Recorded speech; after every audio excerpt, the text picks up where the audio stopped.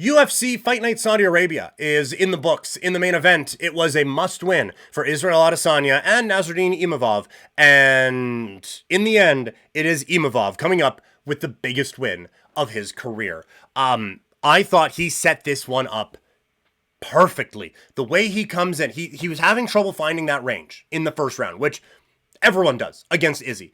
But he couldn't get his way in there. And so then this one, we always say, how do we like to see guys get inside? Like to see them punch their way in there. And so you get the jab, and he's moving forward with that. So that allows him to close that distance. Also, Izzy is doing a lot of hand fighting. And so he is covering it and trying to parry it with both hands. While he is doing that, the right comes over the top, and it is picture perfect. So it is a perfect way of setting it up, given how Izzy was defending in that fight, and given the issues that Imavov was having in getting on the inside. So he did that perfectly. He hits him on the chin, and the ground and pound ends it. It is a massive win for Imavov. He needed a win to get into the title picture at 185 pounds. He had a step-up fight before, and it didn't work against Sean Strickland. Now, he comes out, and he gets the dub in fighting the biggest name that he has fought so far. Perfect stuff from Imavov in a huge win, in a huge step-up fight for him. For Israel Adesanya, it is difficult because he loses what I thought was a must-win fight for him. He looked good early. He looked sharp. He had quick strikes. He had a very good sense of distance, and I thought defensively he fought really, really well. Ultimately, he did just get caught. And now his recent struggles do kind of take away some of the benefit of the doubt that he may get from fans before, but he didn't look washed by any stretch of the imagination. The problem is now, this is now multiple losses in a row, and now he's getting finished.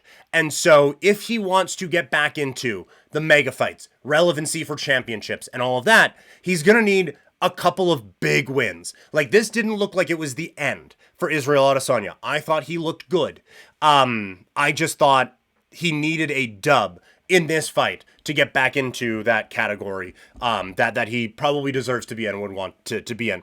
The stoppage got some discussion. Adesanya looked a little bit frustrated. You could have, I think if this was a championship fight, they would have let it go a little bit more, but like, he lands the shot, he falls down. Obviously, like that is a clear knockdown. He looks like he's recovering a little bit on the ground and pound, then he eats a shot, and as he's rolling over, there's another one that does kind of like boom.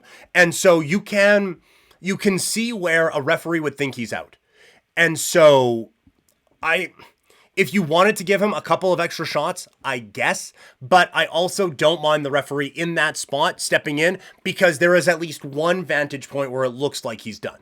So I didn't mind that one at all. Michael Venom Page with an interesting win in the chess match against Shara Magomedov. We said this was going to be a wild, crazy brawl. It never really amounted to that. Instead, it was just a really fascinating fight, I thought, for 15 minutes. You have MVP with that wide stance, and he's so quick, and still at middleweight is so long that anytime Bullet would try to come in, MVP is just like, it's a quick boom, boom, and it throws him off a little bit.